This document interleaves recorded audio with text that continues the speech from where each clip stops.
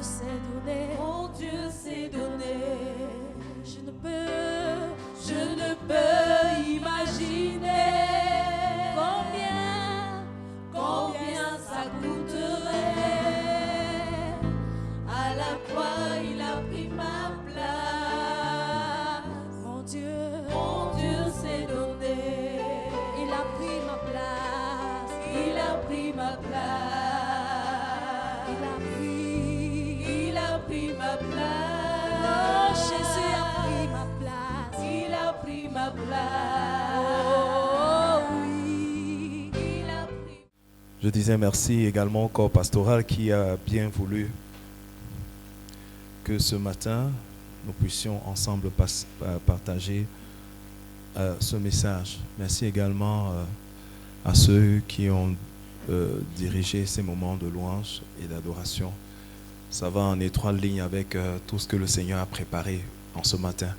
Amen. Merci également au pasteur et prophète Amos, parce que j'étais un peu surpris. Dieu nous a un peu annoncé certaines choses hier par rapport à ce matin. Et donc, ce qui s'est passé tout à l'heure fait aussi partie de tout le corps. Amen.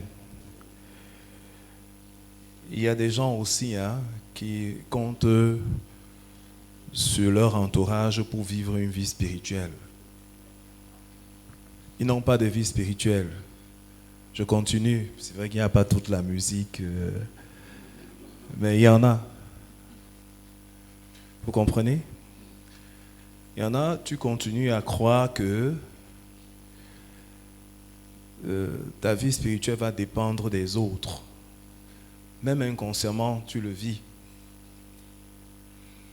Maman, c'est une grande Voilà. Papa, c'est un homme de foi. Grande sœur, c'est un ceci dans le ministère. Grande sœur, cousine, tante, voisin, c'est quelqu'un de fort avec Jésus. Et la tendance naturelle des hommes, c'est de croire que la proximité avec ces personnes nous garantisse quelque chose dans le royaume des cieux. La Bible dit que quand ils sont nés, ceux qui ont reçu Jésus, ils ne sont pas nés de la chair. Amen. Ça ne garantit, la descendance ne garantit rien. La proximité avec quelqu'un ne garantit rien. Aujourd'hui, tu dois te distinguer dans la prière. Amen. Dimanche passé, nous avons vu qu'entre la promesse et la réalisation, on en a même parlé, je bénis encore le Seigneur pour la question qui avait été posée à la fin, qu'entre la promesse et la réalisation de ce qui nous distinguera, il y a souvent l'attente. Et que cette attente, n'est-ce pas, doit être entretenue. Amen. Vous en souvenez? Je bénis le Seigneur parce que c'est justement de ça que parlait, l'une des choses dont parlait l'homme de Dieu tout à l'heure. Dieu t'a montré quelque chose, et puis entre-temps, c'est devenu rien du tout. Tu ne sais même pas ce qu'il faut faire. Tu ne sais pas comment ça va se passer. C'est de ça qu'il parlait tout à l'heure. C'est pour ça que je dis, il y a une mouvance, il y a quelque chose que Dieu veut faire. Et même tout à l'heure, quand celui qui dirige le culte nous a lu Matthieu 6, j'étais davantage ébloui. Parce que le Seigneur est là. Alléluia. Or, ce n'est pas toujours évident de constater que c'est un temps d'épreuve et de préparation qui peut venir de Dieu. Surtout quand l'attente se fait très longue. Et dans la plupart du temps, elle se fait longue par rapport à ce qu'on a comme idée. Dieu te fait une promesse, il te montre la finalité, mais il ne te montre pas le chemin. Alléluia. J'ai tendance à dire que Moïse savait depuis qu'il était le sauveur. Et il a voulu prendre le raccourci en tuant un Égyptien. Dieu lui a dit tempo, tempo, ce n'est pas le chemin. Ça commence par le désert. Alléluia. C'est 40 ans plus tard que ça a commencé. Bien aimé, il savait qu'il était le sauveur. Il le savait. Il le savait. Mais il croyait qu'il fallait le réaliser par des coups de poing. Satan aime donner comme ça là, des des réponses à nos prières. Et parfois, on croit que c'est de Dieu. Alléluia. Gloire à Jésus. Donc, parfois, cette attente est vraiment longue. Mais alors, très longue. Pas longue pour Dieu, hein, mais pour nous. Pourquoi? Parce que dans notre nature déchue, la patience n'est pas une vertu. C'est tellement rare que quand quelqu'un est patient, on dit non, il n'y en avait pas un comme Moïse. Alléluia. Parce que les gens patients sont extrêmement rares. Très rares. Être patient est très difficile. Surtout lorsque, dans le monde, surtout dans ce monde où ça tourne à toute vitesse. Constamment, les choses sont en train d'avancer. On a l'impression de faire du surplace alors que le Seigneur est en train d'agir. On peut attribuer parfois ces moments aux œuvres du diable ou passer par des remises en question et des scans de notre personne. Ça m'est arrivé. Une chose arrive, tu dis, mais est-ce que tu te poses tellement de questions? Tellement de questions sans Dieu. Des questions qui n'avancent à rien. C'est souvent très inutile. Mais on se rend compte à la fin que Dieu est fidèle et que Jésus-Christ n'échoue jamais. Alléluia. C'est plutôt un moment où la communion avec Dieu, au travers de la prière, devrait être de mise, devrait être un appel. C'est un moment où tu devrais être en train de prier, où je devrais être en train de prier. Bien-aimé, l'attente n'est pas la latence. Alléluia. Retiens ça. L'attente n'est pas la latence. La latence, c'est une période d'inactivité avant que quelque chose se produise. Non, ce n'est pas une latence. Il faut retirer ça de notre pensée. L'attente n'est pas la latence. Si la distinction est pour Christ, l'attente l'est aussi. Alléluia. Amen. Si ce que j'attends, c'est pour Jésus, c'est aussi que, il faut dire que ce que j'attends, en fait, mon attente est aussi pour Jésus. Si rien ne bouge extérieurement, les choses doivent bouger intérieurement. Rien ne bouge extérieurement. Tu attends. C'est totalement cristallisé. Mais quelque chose doit bouger à l'intérieur. Alléluia. Ceci ne concerne pas seulement ceux qui sont dans l'attente. Ce message, c'est aussi pour ceux qui sont en pleine construction, qui sont déjà dans un process, en train d'avancer. Alléluia. Lisons Acte 1, versets 3 à 5 et versets 12 à 14. Nous allons aussi lire Acte 2, versets 1 à 5. Si ceux de, voilà. Acte 1, versets 3 à 5. S'il te plaît, bien-aimé. Après qu'il eut souffert, il leur apparut vivant et leur en donna plusieurs preuves, se montrant à eux pendant 40 jours et parlant des choses qui concernent le royaume de Dieu. Comme il se trouvait avec eux, il leur recommanda de ne pas s'éloigner de Jérusalem, mais d'attendre ce que le Père avait promis, ce que je vous ai annoncé, leur dit-il. Car Jean a baptisé d'eau, mais vous, dans peu de jours, vous serez baptisés du Saint-Esprit. Alors, 1:12. Alors, il retournait à Jérusalem de la montagne appelée les Oliviers, qui est près de Jérusalem, à la distance d'un chemin de sabbat. Quand il fut arrivé, ils montèrent dans la chambre haute où ils se tenaient d'ordinaire. C'étaient Pierre, Jean, Jacques, André, Philippe, Thomas, Barthélemy, Matthieu, Jacques, fils d'Alphée, Simon le Zélote et Jude, fils de Jacques. Tous d'un commun accord persévéraient dans la prière avec les femmes et Marie, mère de Jésus, et avec les frères de Jésus. Acte 2. Acte 2, 1. Le jour de la Pentecôte, ils étaient tous ensemble dans le même lieu. Tout à coup, il vint du ciel un bruit comme celui d'un vent impétueux, et il remplit toute la maison où ils étaient assis. Des langues semblables à des langues de feu leur apparurent, séparées les unes des autres, et se posèrent sur chacun d'eux. Et ils furent tous remplis du Saint-Esprit, et se mirent à parler en d'autres langues, selon que l'Esprit leur donnait de s'exprimer. Gloire à Jésus. La première partie nous présente une promesse. Évidemment, pour mieux comprendre le texte, je nous invite à lire tous les chapitres 1 et 2. La première partie nous présente la promesse, Jésus qui fait une promesse. Quelque chose vous sera donné, ou plutôt, quelqu'un vous sera donné, le Saint-Esprit. Gloire à Jésus. La deuxième partie nous présente l'entretien du temps d'attente. Et la troisième partie nous présente la réalisation de la promesse. Donc entre les deux, entre le premier texte et le deuxième texte, qu'est-ce qu'ils font? Ils se retrouvent ensemble, les disciples qui marchaient déjà avec Jésus. Et plus on va nous parler de 120 personnes. Que s'est-il passé entre-temps? Il y avait des disciples, il y avait des femmes, il y avait d'autres personnes, il y avait la mère de Jésus, n'est-ce pas, qui se retrouvaient là. On parle de 120 personnes. Et ils se mettaient à prier. On peut tirer deux choses de ça, bien-aimés. Évidemment, il y a plein d'autres choses. Mais pour ce message, en ce qui concerne le message ce matin, le Seigneur voudrait nous apprendre premièrement que l'absence physique de Jésus-Christ amène les disciples à prier. Gloire à Jésus. Gloire à Jésus. Amen.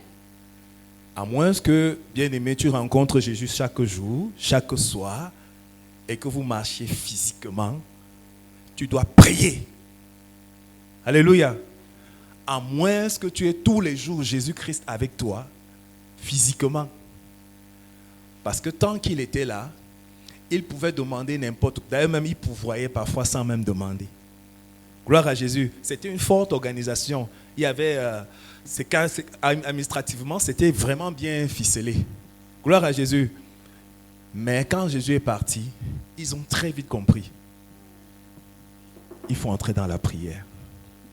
Gloire à Jésus. Un jour, on a demandé ça à Jésus. Mais pourquoi tes disciples, eux, ils ne jeûnent jamais? Pourquoi?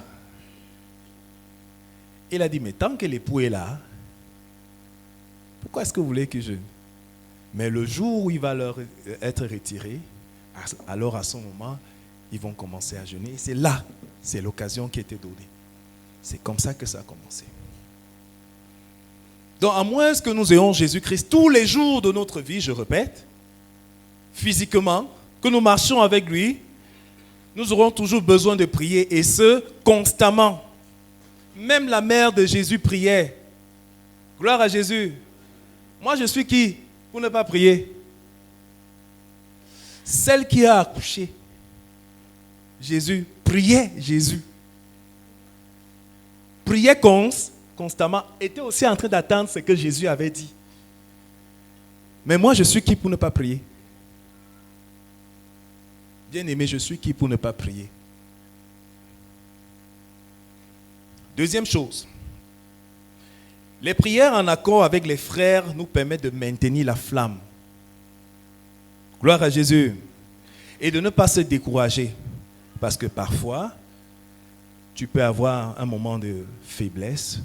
Et parce que tu as communiqué ton sujet à quelqu'un, il peut te relever. Il peut te donner la parole qu'il faut. Ce que j'appelle souvent la parole d'à propos.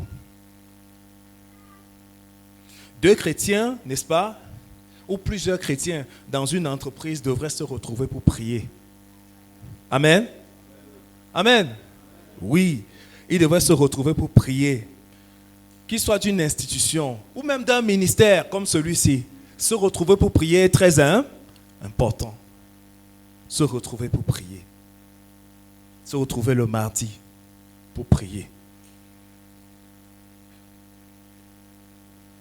J'ai observé ça avec les étudiants.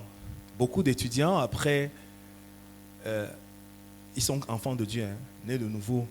parfois même bien consacrés. Mais quand ils arrivent au secondaire, au supérieur, la plupart du temps, ils mettent d'abord leur foi de côté. Ils vivent leur foi à l'église et à la maison. Et parfois, c'est à leur sortie que tu te rends compte que c'était un enfant de Dieu. Ils ne montrent rien. Ils n'aiment même pas. Ils ne veulent même pas faire savoir leur foi aux uns aux autres. Et c'est pourtant dangereux. Puisque tu as quoi? Pour une licence, tu as 3 ans. 3 ans, ça part très rapidement. 3 ans pour témoigner. Gloire à Jésus-Christ. Quand le Seigneur nous a laissés ici sur la terre, qu'est-ce qu'il voulait qu'on fasse? Il voulait qu'on témoigne. Le Saint-Esprit n'est pas fait pour que tu te vantes. Le Saint-Esprit n'est pas là pour que tu te caches. Le Saint-Esprit est là pour que tu témoignes. La promesse qui avait été donnée ici, c'était pour témoigner. Gloire à Jésus. Donc ce que tu attends, la promesse que Dieu t'a faite, c'est pour témoigner de sa gloire, ce n'est pas pour toi. Gloire à Jésus. Parce qu'on a souvent, on prend ça comme une proie arrachée. Quelque chose, c'est pour nous. Non, c'est pour la gloire de Dieu. La prière entre conjoints d'un couple de mariés, c'est une bombe pour l'ennemi. Alléluia. Les couples devraient se mettre ensemble pour prier. Vous vous souvenez quand vous étiez fiancés? Alléluia. Vous mettiez souvent les petits programmes de prière là. Chérie, chérie, c'est l'heure de prier. Oui, d'accord, on prie. Qu'est-ce que c'est devenu? Amen. Qu'est-ce que c'est devenu? Est-ce que je me trompe?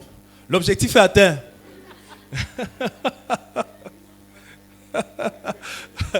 C'était le seul objectif de votre vie? C'est ça la question. L'objectif est atteint, mais est-ce que c'est le seul objectif de ma vie? Est-ce que le mariage, c'est une finalité? La promesse de mariage, c'est aussi pour la gloire de Dieu, c'est aussi pour témoigner. Amen. Donc, dans ce processus, Dieu me montre encore autre chose et je fonce. Gloire à Jésus. Oui, mon mariage, c'est pour la gloire de Jésus. Ne confondons pas les choses de dehors avec les choses de la maison de Dieu. Le mariage, ce n'est pas pour le corps, ce n'est pas pour l'âme, ce n'est pas pour l'esprit. C'est d'abord pour la gloire de Dieu. C'est Dieu qui a institué ça. Ce n'est pas un homme. Gloire à Jésus. Il a institué ça quand un homme était en train de faire un job, un boulot qui lui avait été donné. Et Dieu lui a dit, dans le boulot là, que je t'ai donné, tu as besoin d'une aide. Gloire à Jésus. Prions ensemble. Dans une institution, se mettre en accord change les situations. Les prières des camarades de classe chrétienne garantissent une distinction finale agréable à Dieu et une atmosphère différente dans la classe. Gloire à Jésus. Il y en a qui viennent pour parfois voler l'intelligence, hein. Ça existe. Mais quand vous priez, vous bloquez ces choses et le nom du Seigneur est glorifié. Je dis ce que j'ai vécu. Nous avons été en seconde et en première une cuvée. Et très jeunes, déjà en seconde, on s'est très vite fait reconnaître comme chrétiens. Et ceux qui étaient chrétiens se retrouvaient ensemble. Je me souviens le jour du probatoire. Je me suis levé, j'ai dit, il faut qu'on prie. On était la cuvée, on était en classe là ensemble. Peut-être vous ne le saviez pas, mais j'ai fait un enseignement technique. Donc, quand on partait au probatoire, ce n'était pas dispersé comme partout là. C'était comme c'était une filière spéciale, je ne vais pas entrer dans les détails. On s'est retrouvés tous ensemble. Je me suis levé pour prier. Les gens ont commencé à laisser nous ces affaires de Dieu là et tout ça. Néanmoins, j'ai prié et j'ai demandé au Seigneur de nous distinguer, de nous faire du bien. Et nous avons réussi. Pour la majorité, nous avons réussi. Les enfants de Dieu ont réussi, bien sûr. Gloire à Jésus. Mais la majorité de la classe est passée en terminale. En terminale, le jour de l'examen, Game-Dieu, tu ne pries pas. Tu ne pries pas encore. Il faut que tu pries. J'ai dit, prie alors, prie encore. Alléluia. Ouais. Et c'est ça le nom du Seigneur qui est glorifié. Alléluia. Lisons également Actes 13, 1 à 5. Lisons également Actes 13, 1 à 5.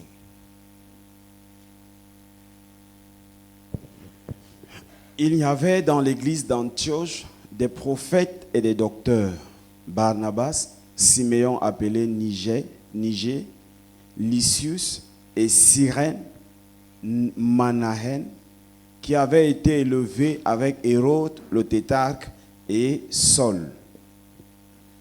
Pendant qu'ils servaient le Seigneur dans leur ministère et qu'ils jeûnaient, le Saint-Esprit dit, « Mettez-moi à part Barnabas et Saul pour l'œuvre à laquelle je les ai appelés. » Alors, après avoir jeûné et prié, ils leur imposèrent les mains et les laissèrent partir. Barnabas et Saul, envoyés par le Saint-Esprit, descendirent à Séleucie, et de là, ils s'embarquèrent pour l'île de Chypre. Arrivés à Salamine, ils annoncèrent la parole de Dieu dans la synagogue des Juifs. Ils avaient Jean pour aide. Gloire à Jésus. Dans le premier cas, on était dans une attente bien précise. On ne pouvait rien faire d'autre que d'attendre. Ici, on est déjà dans un processus de ministère. Alléluia. Tu es déjà dans une construction. Quelque chose est déjà fait. Mais il faut arriver jusqu'au bout. Il faut que ce soit bien clair, davantage clair. On va donc retenir aussi 2 points ici. C'est que la distinction spirituelle aboutit à la distinction physique. Ou encore, si vous voulez, la distinction dans l'invisible va conduire à la distinction dans le visible. Gloire à Jésus. Plus tu pries et que tu te distingues spirituellement, n'est-ce pas? Tu es en train de définir ta distinction dans le visible. Gloire à Jésus. Tu pries, tu jeûnes, tu commences à se distinguer. Il y a un type d'ennemi qui ne va plus t'attaquer. Il commence déjà à te connaître. Gloire à Jésus. Il commence à dire que je connais tel, je connais Jésus, je connais pasteur Akana. Mais toi, c'est qui? Je connais l'apôtre, je connais le pasteur. Mais toi, c'est qui? Gloire à Jésus. Il dit ça pour toi parce qu'ils ne te connaissent pas du tout. Parce que tu n'es pas encore distingué. Mais lorsque tu te distingues, il part te dire ça ailleurs, à d'autres personnes, et il te cite. Gloire à Jésus. Il te cite parce que tu es distingué.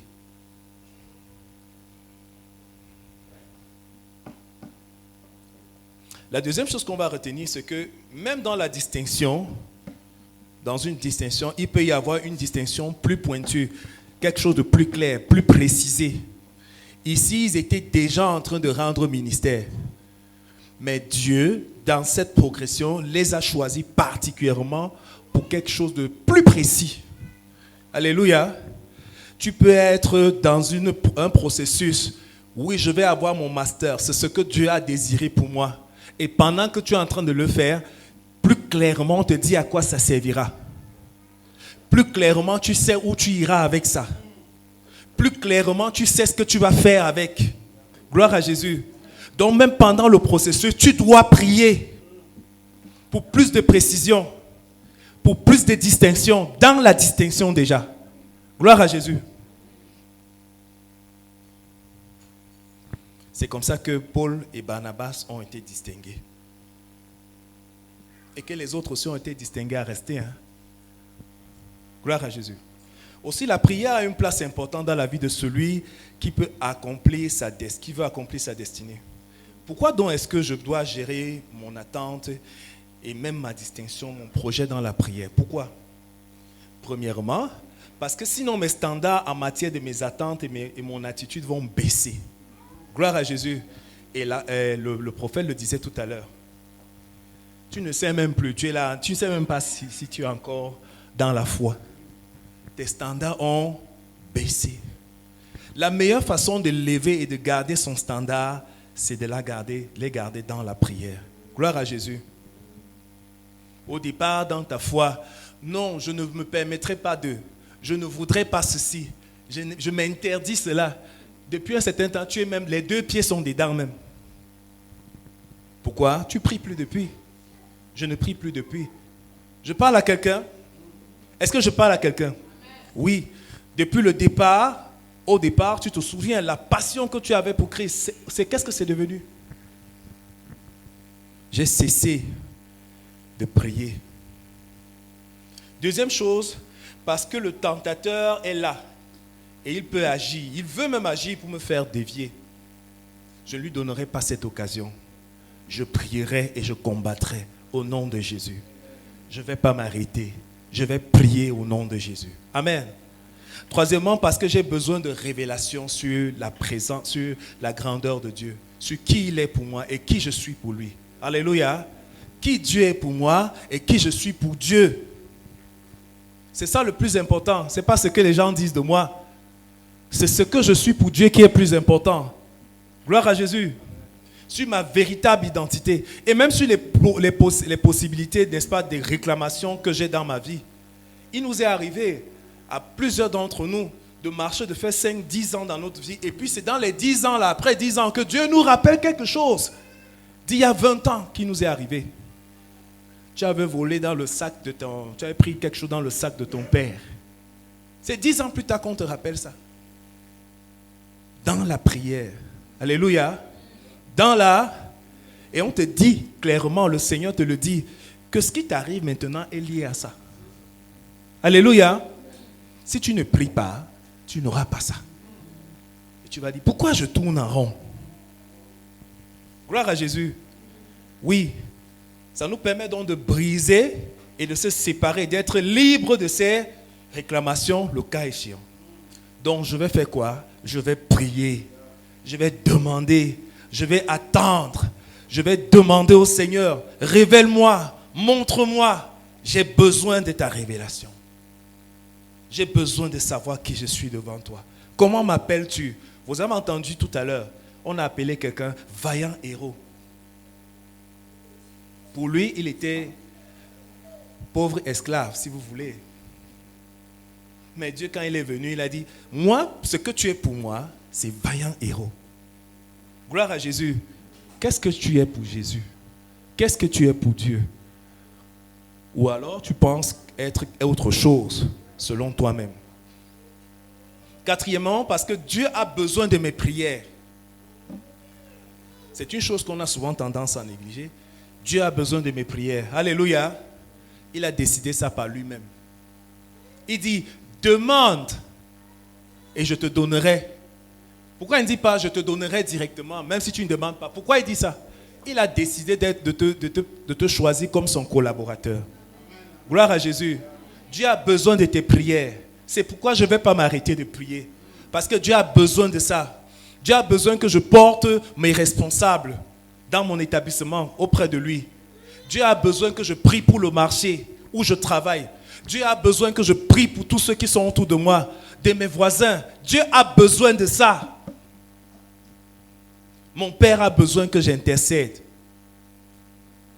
Mon père a besoin que je me tienne et que je dise, l'affaire, s'il ne frappe pas, Seigneur, ne frappe pas.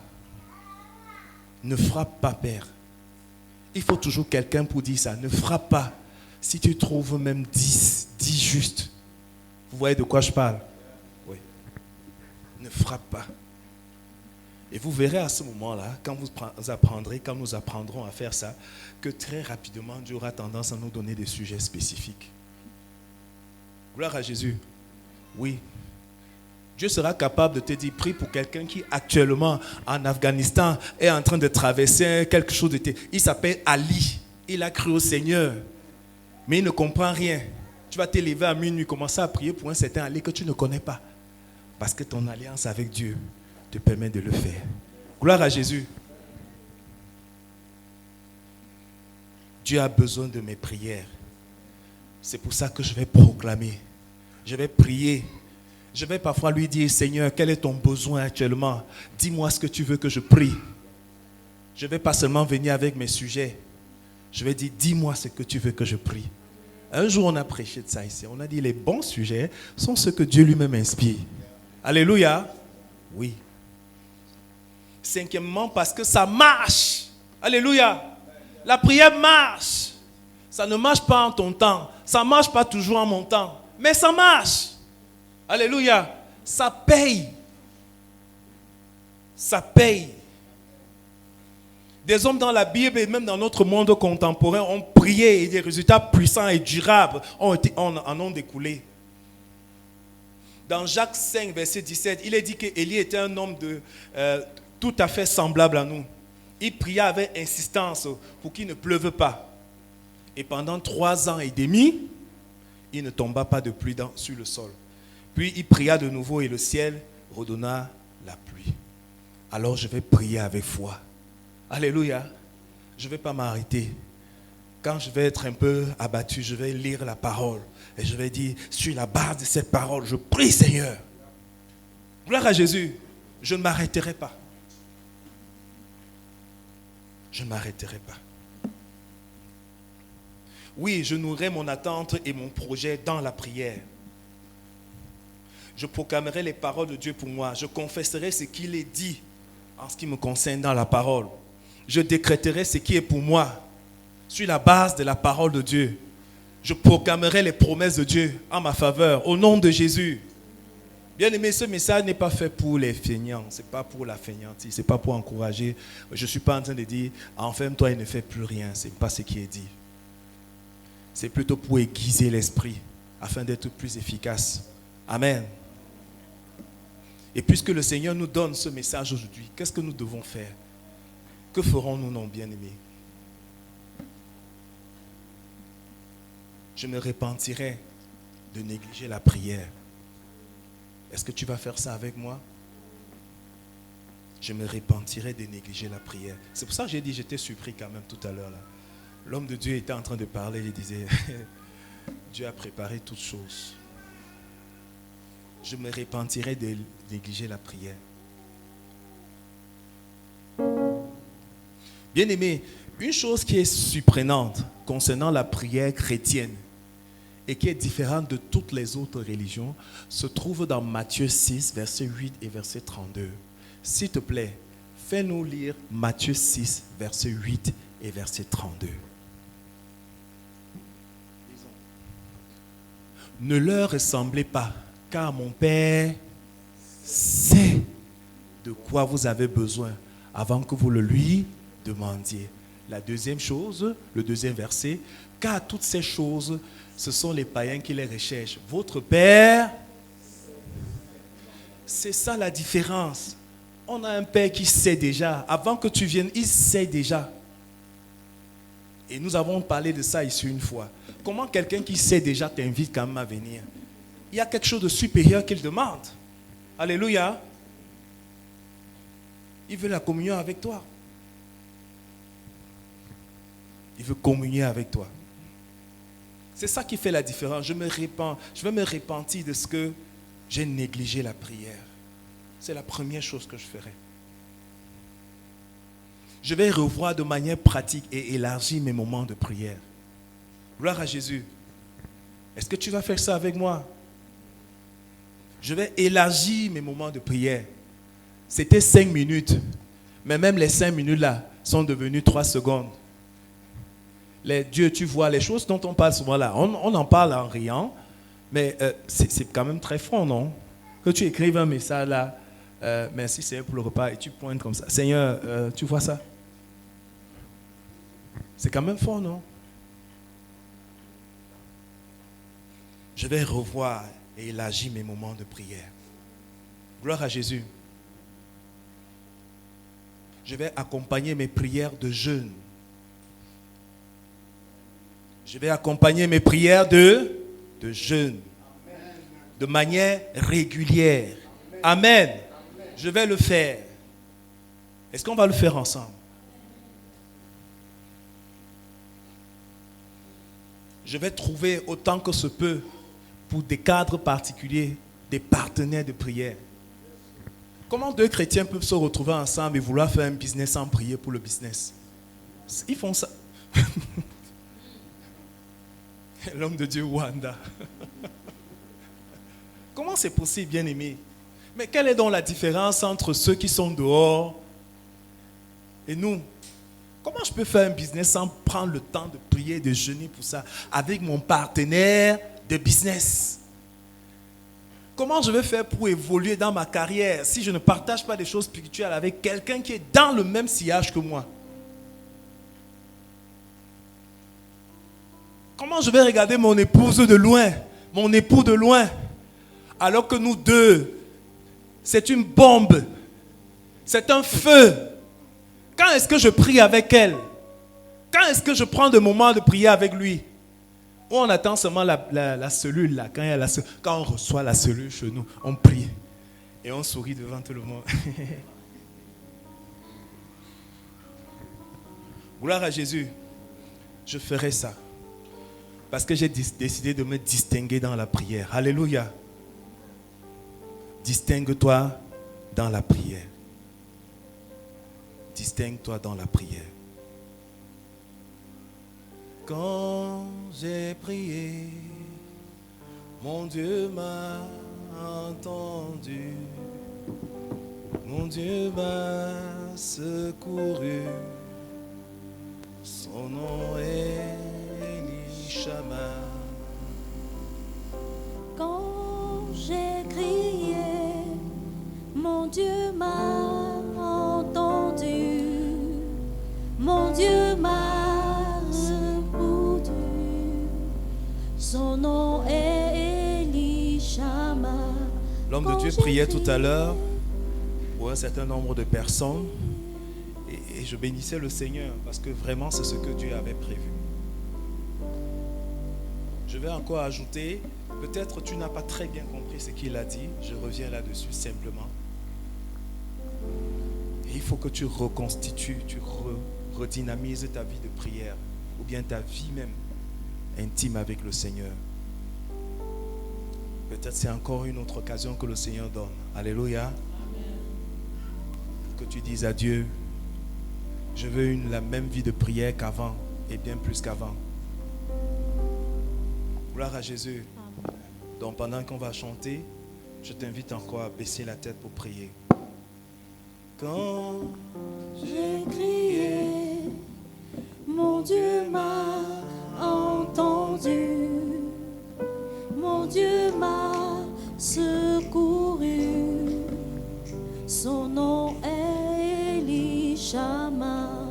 Quand j'ai prié, quand j'ai crié, mon Dieu m'a entendu. Mon Dieu m'a répondu.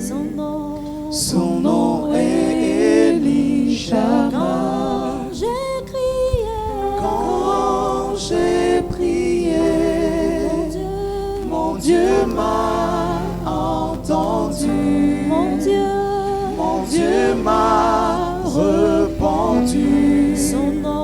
Son nom est Elishama.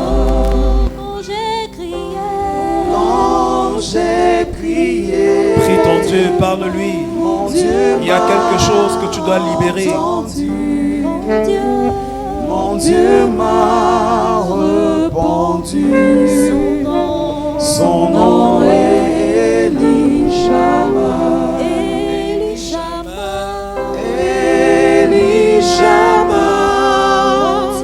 Mon Dieu m'a entendu. Mon Dieu m'a répondu. Son nom est Elishama. Elishama. Mon Dieu m'a entendu. Mon Dieu m'a répondu. Son nom est Elishama. Elishama. Mon Dieu m'a Bien-aimé, si tu es encore dans l'attente, si tu es dans l'attente, bien dans la progression d'un projet, je t'invite à prier et à t'engager pour prier pour cela. Demande au Seigneur de te distinguer par la prière et dans la prière.